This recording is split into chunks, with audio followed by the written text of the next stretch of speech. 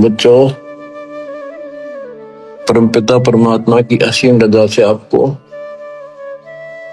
अपने घर की भनक पड़ी है।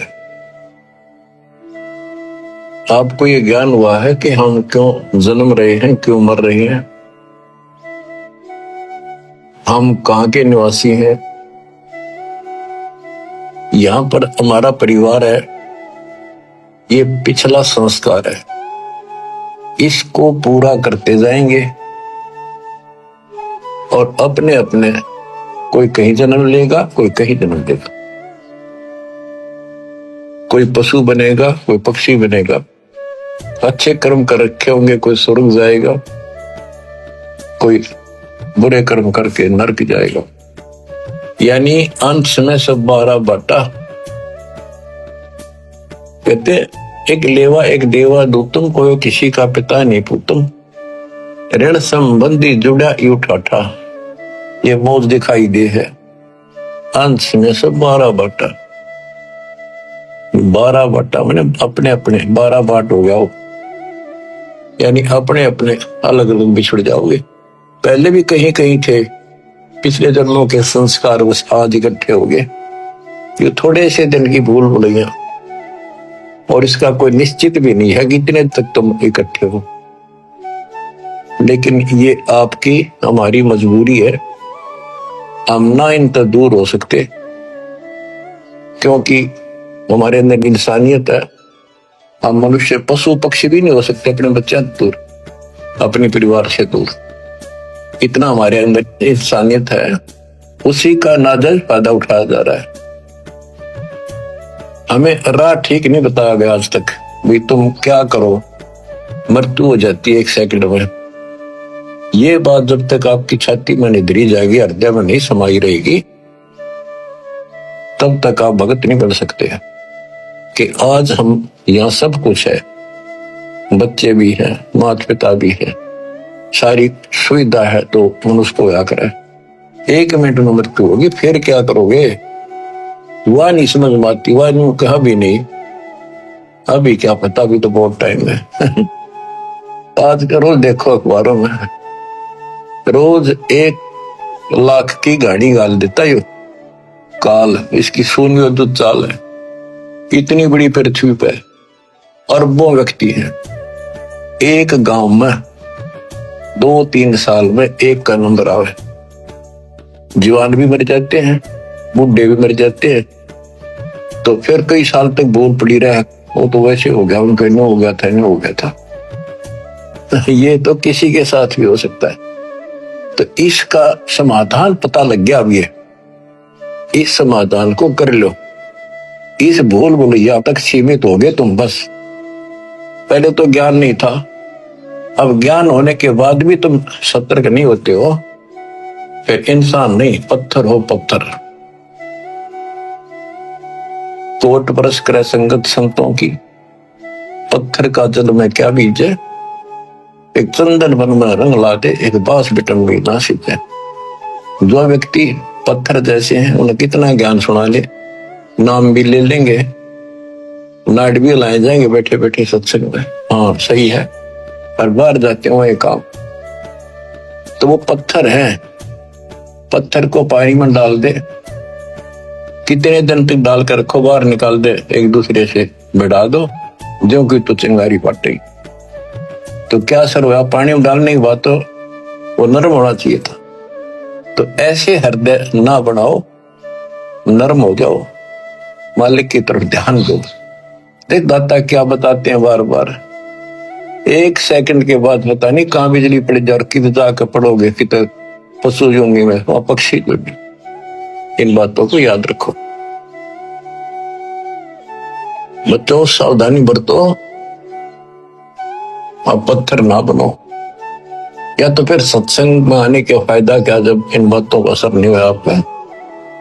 सेवा करो, मालिक की शरण में आ गया आप, आपको पूरा सहयोग मिलेगा, पूरा सहारा मिलेगा। अगर आप नियमित रहोगे तो, मर्यादा में रहोगे तो अकाल मृत्यु आपकी कबीर साहब होने नहीं देगा किसी सदस्य की। और जिनके हमने देखा, नाम लेने के बाद भी ऐसी घटनाएं घट गई, जवान बालक मर गया, लड़का और हमें दुख होता है ये हुआ कैसे, लेकिन मुझे तो पता है ये कैसे हुआ, फिर बोल नहीं सकते उस टाइम। अब सारे गीत गा देता हूं, अपनी गलती से मरोगे, भगवान आंच में हाथ देगा आपको। फिर पता चलता है वो ऐसी गलती करते थे, वो ऐसी गलती करते थे, कोई परवाह नहीं थी, मर्यादा का ध्यान नहीं था। फिर भगवान कहते हैं जब लगन सा हमरी आना, काल लगे नहीं तेरा बना। जब तक मेरी मर्यादा में है तो मेरे हंस में तो कुछ नहीं कर सकता।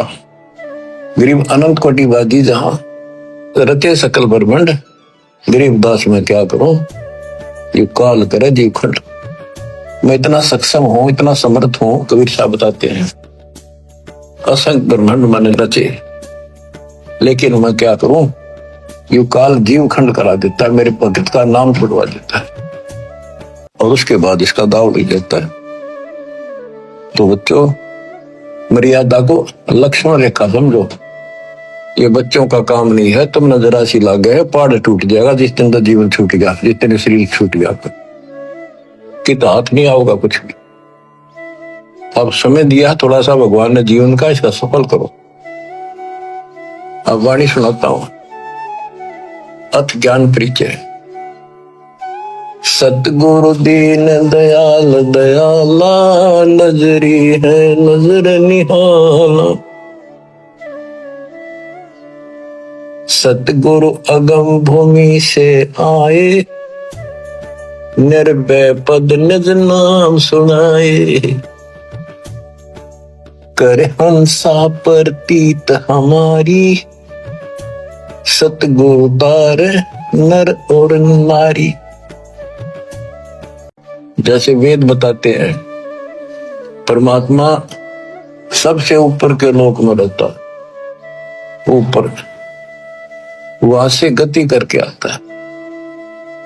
यहां भक्ति पर लगे हुए व्यक्तियों को सच्चा राह बताता है, उनको ठीक सच्चे मंत्र बताता है, भक्ति के सही नाम बताता है, और यथार्थ भक्ति ज्ञान आध्यात्मिक ज्ञान वो स्वयं आकर बताता है। तो उसी के बारे में कहा है, सतगुरु दीन दयाल दयाला, नजरी है नजर निहाला। सतगुरु या कबीर साहब, सतगुरु अगम भूमि से आए, निर्भय पद निज नाम सुनाए। परमात्मा ऊपर से आए और निर्भय पद, दास गरीब अभय पद पर से, निर्भय पद पर से मिले राम अविनाशी। वो खुद आकर बताया, निज नाम बताए, असली भक्ति के मंत्र बताए, और कहा कर अंसा प्रतीत हमारी, सतगुरु प्यारे नर और नारी। काल की भूल भुलैया का थोड़ा सा वर्णन किया है। कोई बेटा बाप और भाई, कोई मात पिता कुल दाई, कोई काका कहनाए बोल है, कोई ताऊ से होवे बोल है, कोई मामा भाणजी भीना, जिसका तिस क्यों नहीं दीना, कोई दादा पोती नाती, चलते कोई संग न साथी, कोई दादा पोता नाती, चलते कोई संग न साथी, कोई फूफसरा ननदोई, ज्यों का त्यों ही होई, कोई पीतसरा पतधारी, कोई तायसरा गुजवारी, कहीं जेठ जेठानी खसमा, ये सब ही हो गए बसमा, कहीं भाभी देवर साली, इन्ना तो बड़ी घर गाली, कोई बहन भानजी फूफी, या फूट गई भ्रम कोपी, कहीं बेटी बहू भई रे, समझे नहीं अकल गई रे। ये है दो जग के लपकू, देखो गुल्लर के गपकू, यो नाता छारम छारा, डूबे दरिया वारन पार। यो 84 झकझोला सब होगे गोड़ मथोड़ा। अब ये वही बताना चाहे, एक लेवा एक देवा दूतों, कोई किसी का पिता नहीं भूत। अब ये सारा कुछ बता दिया, दादा पोता भांजी मामा बेटी बहू, ये एक सारा कुछ हमारा एक संसारिक नाते हैं। बहुत अच्छी बात है, इनका भी पालन नेक व्यक्ति करे अगर अपने सच्चे ढंग से। बकवादी तो इसमें भी डंगा डाल दिया करें। पहले तो हमने इनको ठीक से निर्वाह करना, इसका अर्थ ये है जो रोल मालिक ने हमें दिया है, बाप का दिया है, बेटी का दिया है, बहू का दिया है, सास ससुर का दिया है, ताऊ का दिया है, चाचा का दिया है, देवर और भाभी साली, जो भी हमारे नाते हैं ये पवित्र हैं। इनको पहले तो एक सुच्चे ढंग से निभाना है, इसका यह मतलब है। और केवल इन्हीं तक सीमित रह गई, न बकवादा में लगे रहे तो मनुष्य नहीं हो तुम। तो अब क्या बताते हैं, कहे कबीर हम कारवान हो आए, महलों पर ऊंट बताए। ये इब्राहिम सुल्तान के बारे में कहते हैं, वो भी ऐसे फंसा पड़ा था, गर्क धस रहा था गर्दन तक इसी गंध में, इस संसारी की उड़जेड़े में फंसा पड़ा था। ठाठ थे सारे, ऐसे ठाठ थे स्वर्ग का राजा इंद्र भी शर्मिंदा हो जाता था जब वो ठाठ बाट से चलता था। और वो दुश्मन था उसके अनमोल जीवन का, बर्बाद कर देता। हमने ये सोच लिया अच्छे लगे, यही तो अज्ञानता हटाने के लिए दास इतनी मेहनत कर रहा है। इस उम्र में 4-4 5-5 घंटे रोज बोलो, पहले तुमसे सत्संग करूं, फिर मालिक का गुणगान करूं। आप सोच लो कुछ मनतली सोच कि मैं तो इनका भगवान क्यों लाने उन्होंने आगे थारी मर्जी, कोशिश करूंगा तुमने सुलझाने की। आँख खोल लो, बार बार ये बातें कहता है दास, कोई बालक नहीं। क्यों कहता है कि आपके ऊपर नशा है, दबाव है बहुत ज्यादा, ऐसे उस नशेड़ी को जोड़ना पड़ता है। उठ खड़ा हो तो जब वो ठीक होगा। तो आपकी आत्मा सोई पड़ी और दी पड़ी इन्हीं के अंदर, मोह ममता में कति जबरदस्त नशा है। ये एंटीबायोटिक दिए जा रहे हैं, एंटीबायोटिक, ये इस नशे में उतारेंगे। और नशा ठीक हो जाए तो ये नाते भी ठीक निभाओगे आप। वैसे तो इसमें भी लड़े जाओ आपस में, ये झगड़े फिर मिट जाएंगे और भक्ति ठीक बढ़ेगी, मालिक मिलेगा आपको, और यहां भी सुखी और परलोक भी सुखी होगा। इब्राहिम सुल्तान को परमात्मा आके मिले, उसकी वाणी सुनाता हूं। इस अमृत वाणी के सुनने से और आत्मा जागेगी। इस वाणी में वो शक्ति भी है कि शक्ति देगी, ताकत है, सिद्धि है। ये आत्मा को सहारा मिलता है, इसका और नशा उतरेगा। ये वाणी आत्मा के ऊपर ऐसा असर करेगी बच्चों, जैसे किसी को सर्प डस जाता था। पहले आध्यात्मिक इलाज होते थे, गार्डू एक वाणी बोला करता था, 4-5 लोग होते थे उसमें, उनको सिद्ध कर लेता था और उसको बार बार बोलकर वो ना तब मूर्छित आदमी जिसका सांप लड़ गया बेहोश हो जाता था, ना वो सुन सके था और ना वो बोल सके था। और वो उस मंत्र को बोल बोल के गार्डू विष उतारने वाला उसको जहर को उतार देता था, फिर वो सचेत होकर के जीवित हो जाता।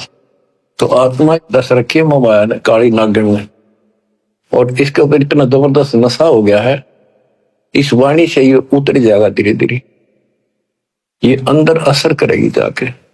ना समझ सकोगे वैसे भी सुनते रहोगे तो भी असर बनेगा, और वैसे समझ आता दस दे ही देता, इसमें कसर नहीं रखती कोई भी, फिर भी इसको सुनते रहिए। इब्राहिम सुल्तान के पास इतने ठाठ थे, राजा था, लेकिन परमात्मा को पता था कि नरक जीवन बनेगा इसका अगले जन्म में।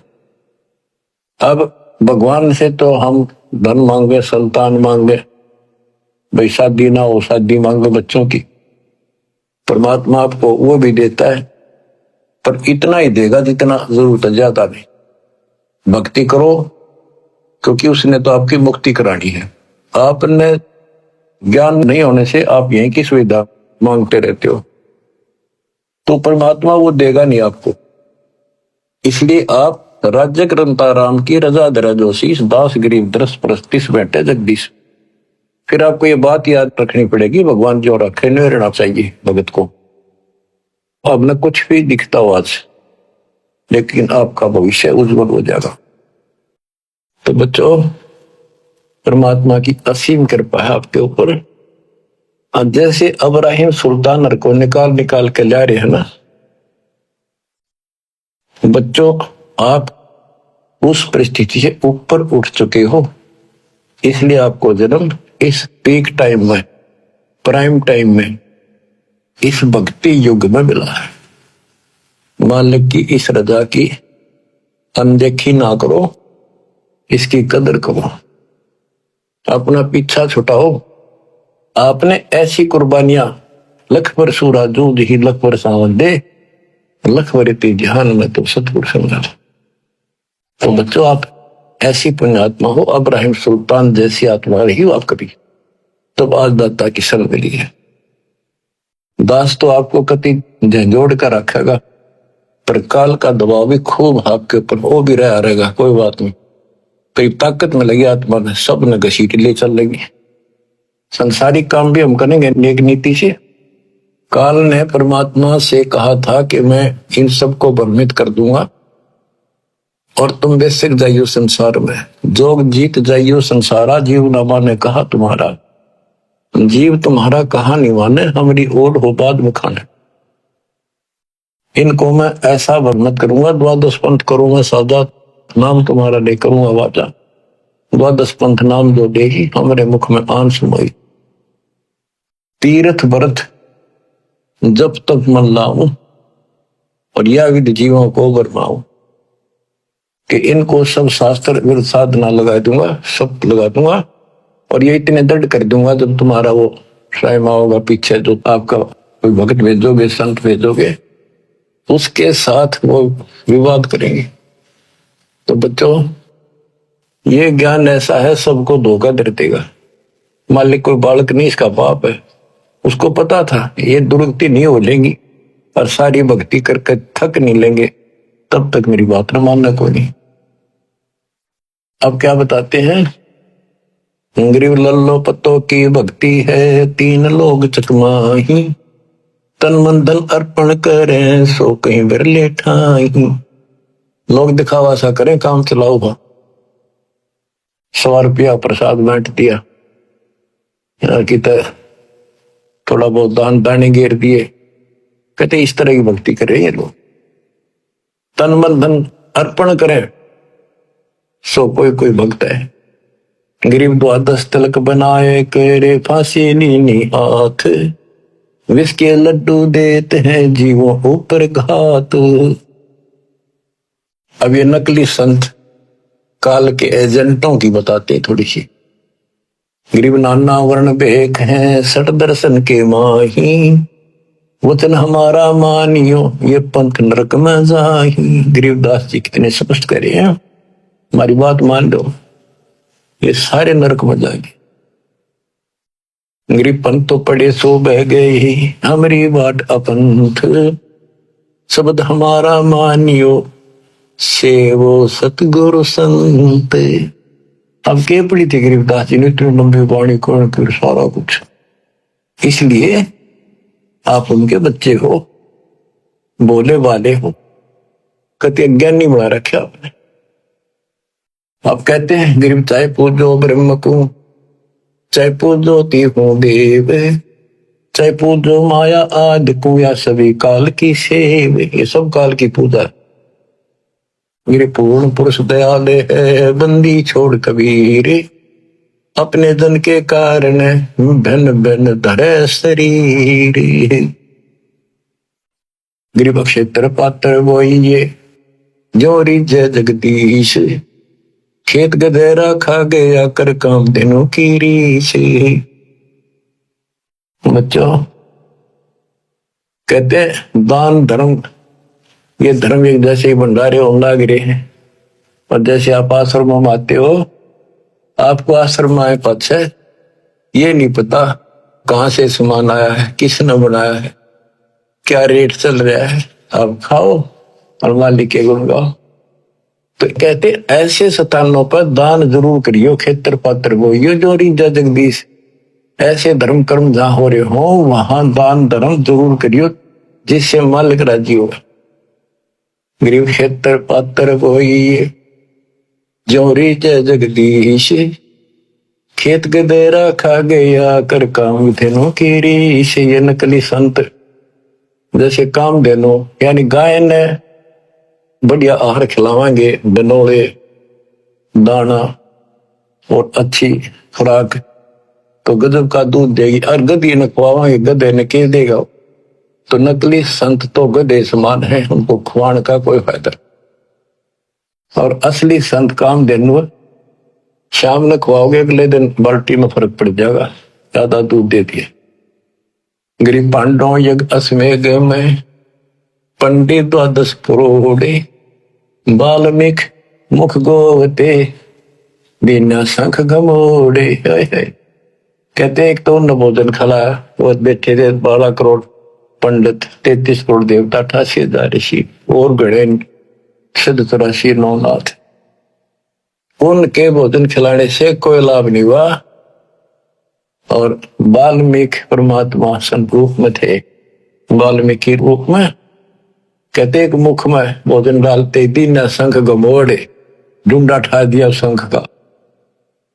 गरीब पांडव यज्ञ अश्वमेध में है पंडित 12 करोड़े, वाल्मीकि मुख बोवते बिना शंख घमोड़े। गरीब सतगुरु संगति छाड़ कर कोट जन्म तप की ही नहीं, इंद्रिय क्रम ना मोक्ष ही रहे यमराजा के अधीन।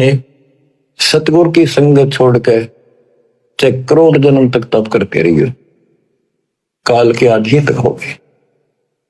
गरीब 6 शास्त्र कंठे हैं, पढ़ते हैं 4 वेद, इंद्रिय क्रम न थिर हो ही कोटि करो अश्वमेध। गरीब दान करे सो हो गए ही, ये लाग गया बहुत लगार, 4 वेद पंडित पढ़े शरपदरी बेगार। कहते गुरु नहीं बनाया, दान दे दिया, वो मिल जाएगा, मोक्ष तो नहीं हुआ। गरीब ज्ञानी ध्यानी बह गए बूढ़े भोजल नाही, 3 लोक की मांड में वह फिर आवे जाही। गरीब जो हरट की माल में है करवे लगा कर्म में, फेरा स्वर्ग पताल में ऐसा दान धर्म में। बिना गुरु के जो दान धर्म किया गया, स्वर्ग में खा लिया, फिर नरक में, फिर स्वर्ग में, फिर कुत्ते गधे, ऐसे चलेगा। फेरा यानी चक्कर, स्वर्ग पताल में, ऐसा ही दान धर्म। फिर कहते हैं गरीब बिन इच्छा जो देते है सच्चे सतगुरु नाल, जाका फल चाहे नहीं कम पे जोरा काल। गरीब राम नाम मुख से कहे कर से देवे दान, जाका फल चाहे नहीं जिनके उर्मे ज्ञान। बच्चों स्पष्ट कर दिया, वैसे दान देते फल उसका भी मिलता है, लेकिन सच्चे सतगुरु नाल बिन इच्छा आंख मीच का दान करो। ये नहीं करना होता मेरा यूं काम हो जाए, मैं इतने दान चढ़ाऊं, इतने करो, नहीं। बिन इच्छा जो देते है सच्चे सतगुरु नाल, जाका फल चाहे नहीं फिर कप पे जोरा काल, सारा ही फल मिलेगा। राम नाम मुख से कहे यानी भक्ति करे, गुरु जी नाम बताओगे और आता देव दान, दान देते रहो, जाका फल चाहे नहीं जिनके उर्मे में ज्ञान। तो बच्चों ये एक टीचिंग प्लेस है, दास टीचर है, ये आपकी घंटी ले रहा हूं, इसमें सबके ऊपर थोड़ा थोड़ा प्रकाश डालना पड़ता है। आशा करता हूं दास के इस प्रयत्न को सफल करो, संभलो, अपने घर में याद रखो, बोलियो मालिक आपको मोक्ष दे, सदा सुखी रखे। सत साहिब।